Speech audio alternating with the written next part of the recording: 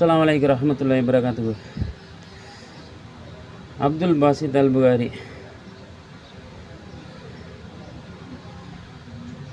அவரை பற்றி பேசுகிறதுக்கு முன்னாடி அவருக்காக நான் எல்லா இடத்துல துவா செய்கிறேன். இன்ஷா அல்லாஹ் இந்த இக்கட்டான சூழலிருந்து அல்லாஹ் தஆலா அவரை மீட்டெடுத்து சுகத்தை கொடுக்கணும்.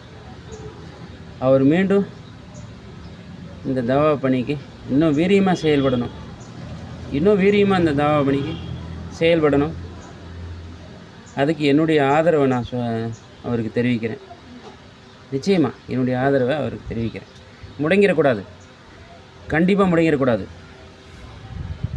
அல்லாஹ் தஆலா ஒரு சோதனையை கொடுக்குறான்னா அதுக்கு பிறகு ஒரு பெரிய சுகத்தை கொடுக்குறதுக்கான வாசலை திறந்து விட்டுட்டான்ட்டு தான் நம்ம நினைக்கணுமே தவிர அவர் முடங்கி உட்கார்ந்துடக்கூடாது. அல்லாஹ் பாதுகாக்கணும். அவரை சுற்றி இருக்கிறவங்க, அவரோட ஆதரவாளர்கள் அவரை முடங்க விட்டுறக்கூடாது. அவங்களுக்கும் அதுக்கான ஆற்றலை கொடுக்கணும். அல்லாஹ் இருக்கிறான். இதை பற்றி நான் எதுவுமே கமெண்ட் சொல்ல விரும்பலை. காரணம் என்னென்னா, இந்த நிகழ்வை பற்றி கமெண்ட் சொல்ல விரும்பலை. காரணம் என்னென்னா,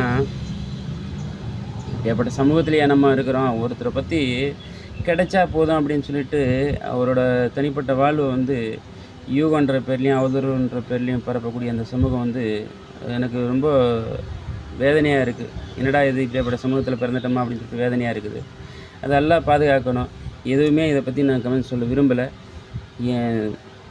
அல்லாஹ் பார்த்துக்கிட்டு இருக்கிறான். அவர் சொன்னது தான் நானும் சொல்கிறேன். அல்லாஹ் பார்த்துக்கிட்டு இருக்கிறான்.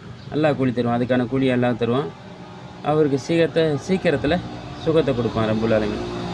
அவர் இன்னும் சிறப்பான முறையில் இந்த தவா பணியில் இறங்கி அல்லாஹ் தஆலா சமூகத்தை நேர்வழி கொண்டு வரதுக்கு அல்லாஹ் போதுமானவன். அஸ்ஸலாமு அலைக்கும் வரஹ்மத்துல்லாஹி வபரகாத்துஹு.